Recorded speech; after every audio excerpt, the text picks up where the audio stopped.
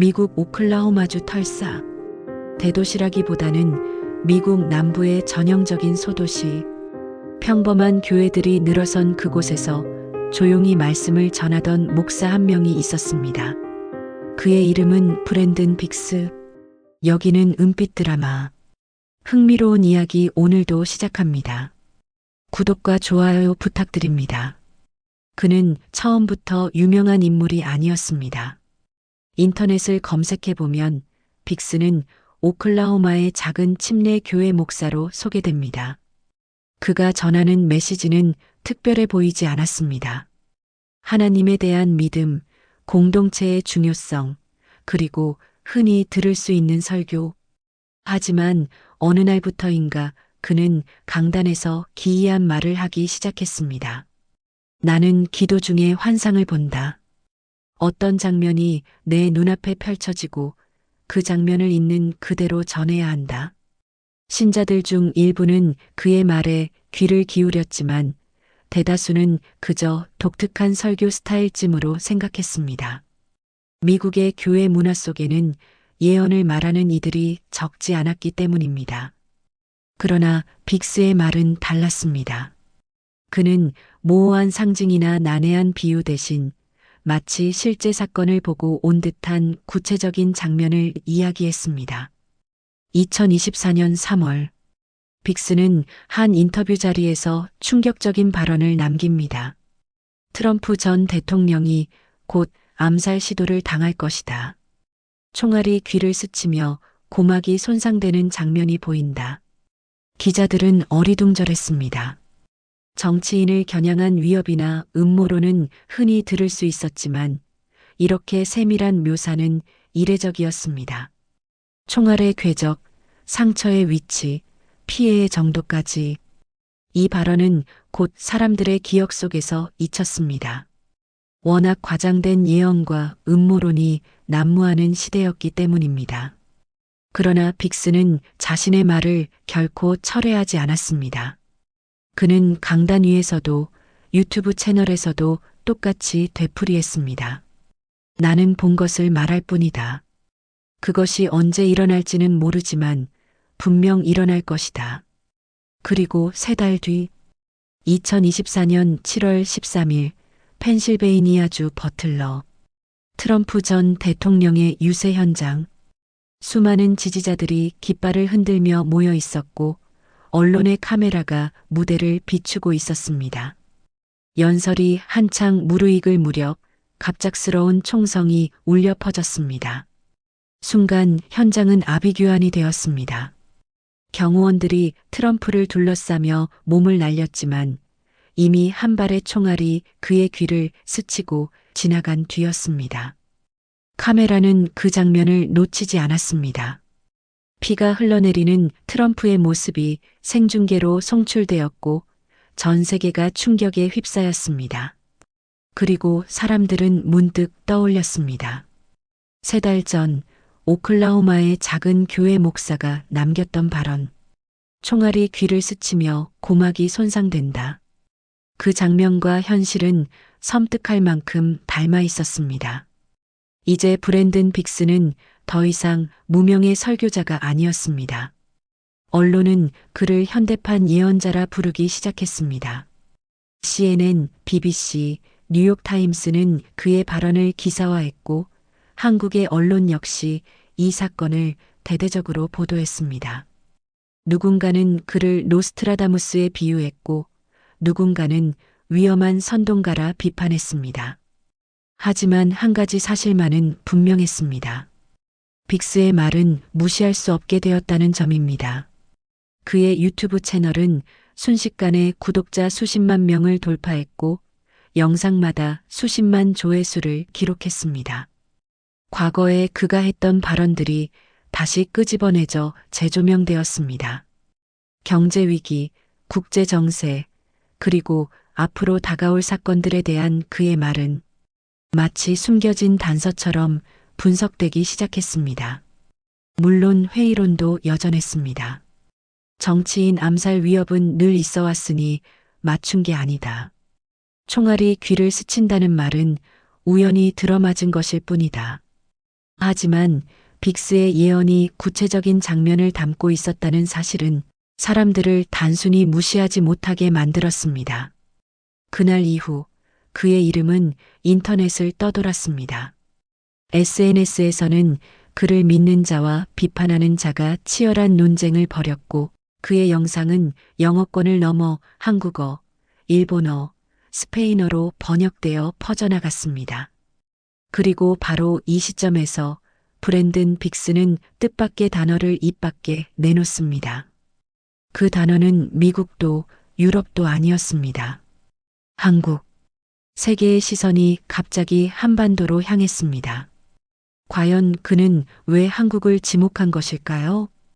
2024년 7월 13일 총격 사건 직후 전 세계 언론은 일제히 현장을 보도했습니다.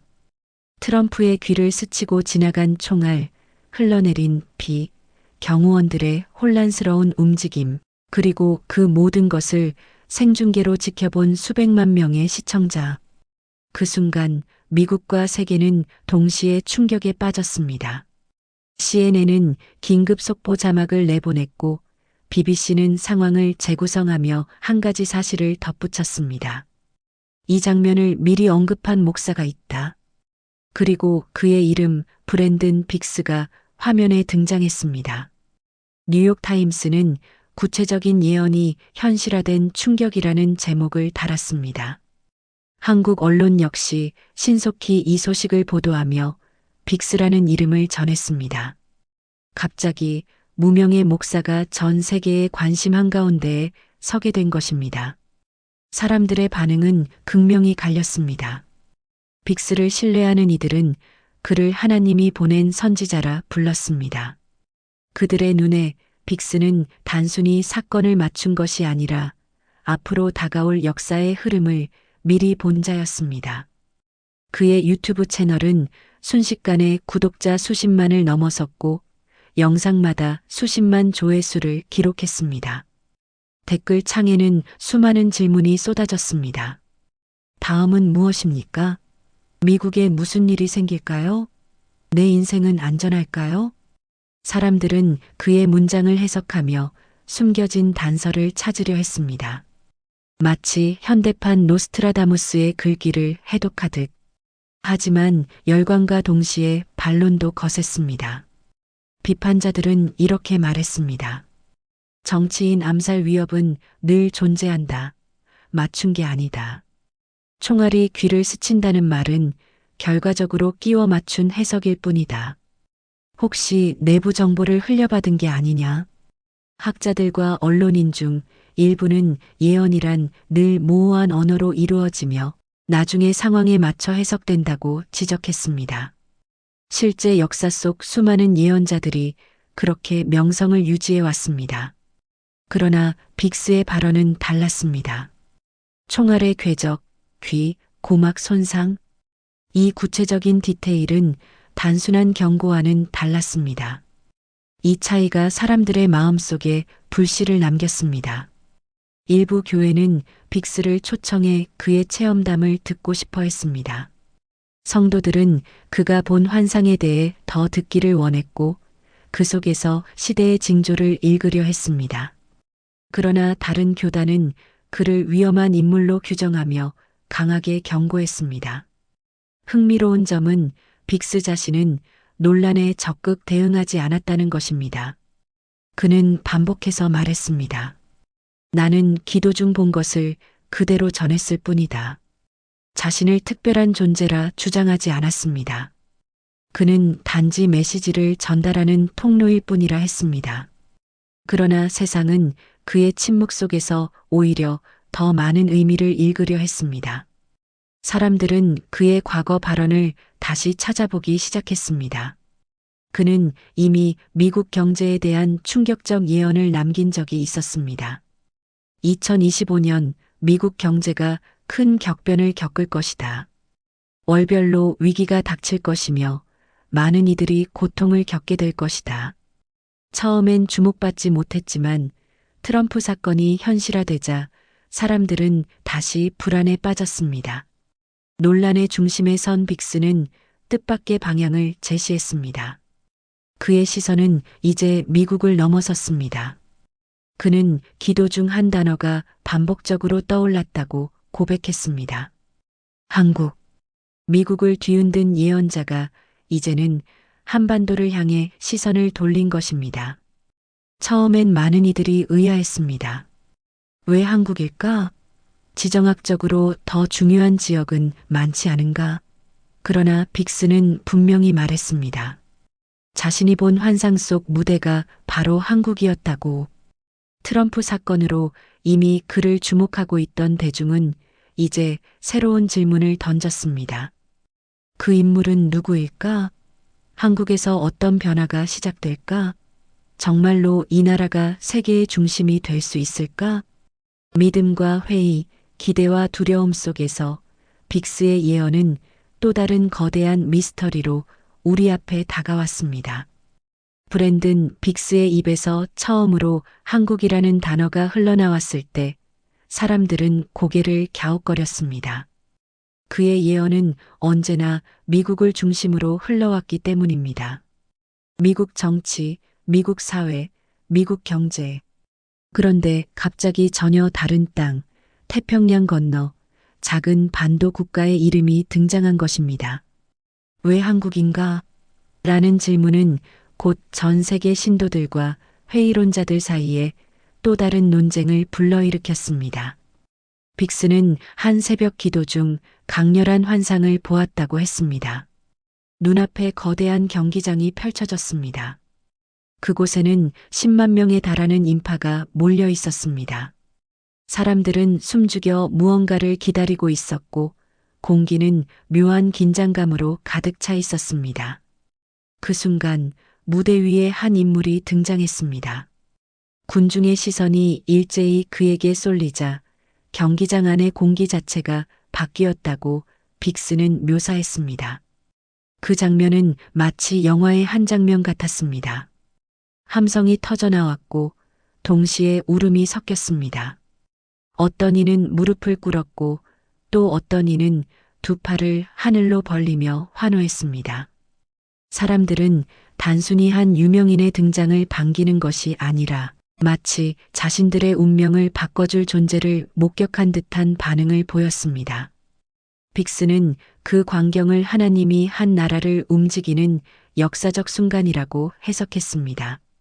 그러나 정작 중요한 것은 그 인물이 누구냐는 점이었습니다. 그는 정치인일까, 종교 지도자일까, 아니면 전혀 다른 분야에서 나타날 인물일까? 빅스는 구체적인 정체를 밝히지 않았습니다. 그는 단지 그를 시대를 전환시키는 열쇠, 하나님의 도구라고만 표현했습니다. 누군가는 새로운 세대의 정치 지도자라고 믿었고, 누군가는 대중을 이끄는 문화적 인물이 될 수 있다고 추측했습니다. 어떤 이들은 심지어 집단적 운동이나 새로운 공동체의 상징일 수도 있다고 주장했습니다.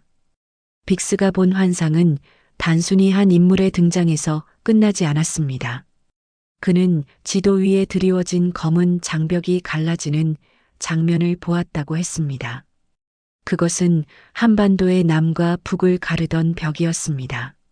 차갑고 견고하던 벽이 서서히 무너지고 그 틈새로 따뜻한 빛이 새어나오기 시작했습니다. 그 빛은 온 땅을 덮으며 사람들을 감쌌습니다. 빅스는 이것을 2026년을 전후한 시점에 일어날 영적 돌파라고 해석했습니다. 환상 속에서 변화는 한반도에만 머물지 않았습니다.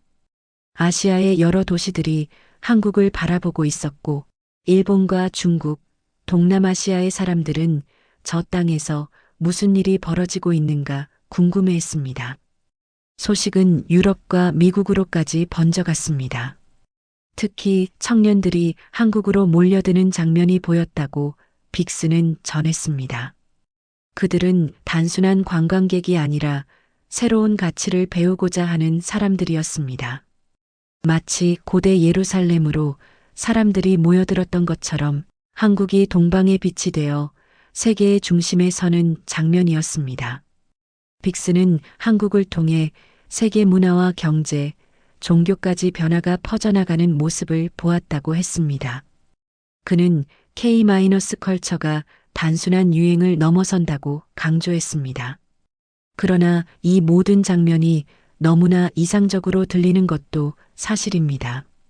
현재 한국 사회의 현실은 이와는 정반대처럼 보입니다. 정치적 양극화는 심화되고 경제 불안은 점점 커져가며 남북 관계는 여전히 얼어붙어 있습니다. 세대 갈등과 사회적 피로감은 사람들을 지치게 합니다. 이런 상황에서 한 사람의 등장만으로 모든 것이 달라질 수 있다는 말은 누군가에게는 지나치게 낭만적이거나 위험한 환상으로 들릴 수도 있습니다. 이 미스터리는 단순히 한국이라는 나라에 대한 이야기를 넘어 모든 개인에게 던져지는 물음이기도 했습니다. 예언 속에는 언제나 상징이 숨어 있습니다. 브랜든 빅스가 한국에 대해 전한 메시지에서도 가장 강렬하게 남는 단어는 바로 분리였습니다. 그는 단언했습니다. 특별한 인물이 등장하는 순간 사람들은 두 갈래로 나뉠 것이다. 이 분리는 단순히 정치적 갈등이나 사회적 대립을 뜻하는 것이 아니었습니다. 빅스는 그것을 위대한 분리라 불렀습니다. 누군가는 새로운 시대의 희망을 붙잡고 빛을 따라가겠지만 또 다른 누군가는 끝내 불신과 두려움 속에 머물며 어둠을 선택하게 된다는 것. 그의 언어 속에서 이 분리는 국가 차원의 사건이자 동시에 개인 내면에서 일어나는 시험이었습니다. 한국 사회를 떠올려 보면 이 메시지는 낯설지 않습니다. 이미 우리는 수많은 분리 속에 살고 있습니다. 정치적 양극화는 날카로운 칼날처럼 사람들을 가르며 세대 간의 불신은 일상 속 대화마저 어렵게 만듭니다. 경제적 불평등은 계층을 나누고 남과 북은 여전히 장벽으로 갈라져 있습니다. 분열은 이 땅의 일상이자 상처입니다. 그렇기에 빅스가 말한 위대한 분리라는 표현은 단순한 종교적 경고를 넘어 지금 한국 사회의 현실을 비추는 거울처럼 다가옵니다. 그가 본 환상 속에서 특별한 인물의 등장은 단순히 영웅 서사가 아니었습니다. 그것은 한 나라 전체가 시험대 위에 오르는 순간이었습니다. 그는 말했습니다. 그 인물이 나타나자 공기의 무게가 달라졌다. 보이지 않는 거대한 파도가 경기장 안으로 몰려드는 것 같았다. 그 순간 사람들은 눈물을 흘렸습니다. 누군가는 무릎을 꿇었고 누군가는 두 팔을 벌려 하늘을 향해 외쳤습니다. 그러나 모든 이가 그 물결에 동참한 것은 아니었습니다. 어떤 이들은 여전히 등을 돌리고 의심과 조롱 속에 남아 있었습니다. 이 장면은 현실 속 갈등을 떠올리게 합니다. 길거리 시위 현장의 나뉜 목소리들, 인터넷 공간에서 끝없이 이어지는 설전, 가족과 친구 사이마저 갈라놓는 이념의 벽. 빅스의 환상은 마치 현재의 한국 사회를 압축해 상징적으로 보여주는 듯 했습니다. 그러나 그는 그 분리가 단순한 사회적 현상이 아니라 영적 차원에서 벌어질 시험이라고 강조했습니다. 흥미로운 점은 빅스가 묘사한 변화가 단지 교회나 종교 집단 안에서 머무르지 않았다는 것입니다. 그는 거리와 가정, 학교와 직장에서 사람들의 마음이 바뀌는 모습을 보았다고 했습니다. 평범한 시민이 눈물을 흘리며 서로를 껴안고 오랫동안 대립하던 이들이 화해하며 권력과 재산에 집착하던 이들이 대중 앞에서 고개 숙이는 장면. 빅스는 이 광경을 한국 땅 전체가 하나의 성전이 된 것 같았다고 표현했습니다. 그러나 이런 변화가 일어날 때 그 흐름을 거부하는 사람들도 있다고 그는 덧붙였습니다. 변화는 늘 선택을 요구하기 때문입니다. 누군가는 희망으로 받아들이지만 누군가는 끝내 불신 속에 머물며 새로운 시대의 물결에서 밀려나게 된다는 것입니다. 이것이 바로 위대한 분리의 본질이었습니다. 이 메시지는 단순한 종교적 언어로만 들리지 않습니다. 사회학자나 심리학자의 시각으로 본다면 이는 대규모 집단이 큰 전환점을 맞이할 때 나타나는 전형적인 현상입니다. 일부는 변화를 받아들이고 적응하며 다른 일부는 두려움에 갇혀 저항합니다. 바로 이 지점에서 빅스의 예언은 우리에게 날카로운 질문을 던집니다. 당신은 어느 쪽에 서겠는가? 빛을 따라 희망을 붙잡을 것인가? 아니면 두려움 속에 머무를 것인가? 예언은 단순히 미래를 보여주는 창이 아니라 지금 우리의 태도를 비추는 거울이었습니다. 한국 사회는 이미 지쳐 있습니다. 경제 불안은 젊은 세대의 희망을 앗아가고 정치적 대립은 사람들을 피로하게 합니다. 남북 갈등은 여전히 해결되지 않고 일상 곳곳에 쌓인 불신은 공동체를 흔들고 있습니다. 그러나 바로 이 절망의 순간에 빅스는 말했습니다. 새로운 인물이 나타난다. 가장 어두운 밤이야말로 새벽을 부르는 시간이라는 역설. 예언의 진실 여부를 떠나 이 메시지는 단순한 종교적 위로를 넘어섭니다. 그것은 현실의 혼란 속에서 우리가 어떻게 살아야 하는가에 대한 질문이기도 합니다. 준비된 자는 빛을 붙잡고 앞으로 나아가지만 준비하지 못한 자는 변화 속에서 길을 잃게 될지도 모릅니다. 위대한 분리. 그것은 국가의 갈림길이자 개인의 내면에서 일어나는 갈림길입니다. 빅스가 본 환상은 아직 현실이 되지 않았지만 이미 한국 사회는 그 시험의 전조를 살아가고 있는지도 모릅니다. 브랜든 빅스가 본 환상 속 경기장은 여전히 수수께끼로 남아 있습니다. 10만 명이 모인 거대한 무대, 숨죽인 시선, 그리고 등장하는 한 인물. 그는 단순한 정치 지도자도 인기 연예인도 아니었습니다.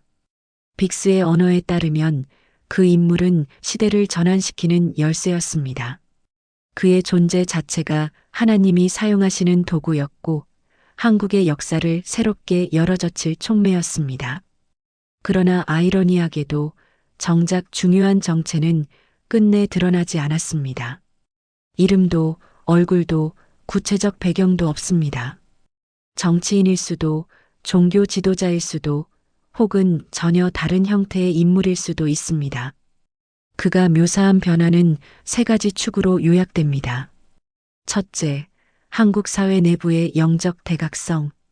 사람들의 마음이 움직이고 오래된 분열이 치유되며 공동체가 다시 회복되는 순간. 그는 길거리와 가정, 학교와 직장에서 사람들이 눈물을 흘리며 서로를 끌어안는 장면을 보았다고 했습니다. 유명 기업의 회장이 대중 앞에서 회개하고 정치인이 권력 욕심을 내려놓고 겸손을 고백하는 장면까지. 빅스의 눈에는 한국 전체가 거대한 성전으로 변한 듯 보였습니다. 둘째, 남북의 경계가 무너지는 변화. 그는 지도 위에 드리워진 검은 장벽이 갈라지고 그 사이로 따뜻한 빛이 새어나와 한반도를 덮는 장면을 보았습니다. 빅스는 이를 단순한 정치 협상이 아니라 영적 돌파라 불렀습니다. 사람들의 마음속에서부터 시작된 변화가 결국 현실의 장벽을 무너뜨린다는 것입니다. 그는 이 전환이 2026년 전후에 시작될 것이라고 덧붙였습니다. 셋째, 국제사회의 시선이 한국으로 쏠리는 장면. 아시아 각국은 물론 유럽과 미국까지 한국에서 무슨 일이 벌어지고 있는지 궁금해하며 주목했습니다. 특히 젊은 세대들이 한국으로 몰려들었습니다. 그들은 단순한 여행자가 아니라 새로운 가치를 배우려는 순례자 같았습니다. 빅스는 이 광경을 고대 예루살렘으로 사람들이 몰려들던 것과 같다고 묘사했습니다. 한국이 동방의 빛으로 떠올라 세계의 중심에 서는 순간이었습니다. 그러나 빅스는 동시에 경고했습니다. 모든 이가 이 변화를 긍정적으로 맞이하지는 않을 것이라고. 어떤 이들은 새로운 인물을 희망의 상징으로 받아들이겠지만 또 다른 이들은 끝내 불신 속에 머물며 어둠을 선택할 것이라고 했습니다. 이것이 그가 말한 위대한 분리였습니다. 단순히 정치적 갈등이나 사회적 대립이 아니라 개인의 내면에서 일어나는 빛과 어둠의 갈림길. 이제 질문은 우리에게 돌아옵니다. 만약 빅스가 본 장면이 현실이 된다면 우리는 어떻게 반응할 것인가?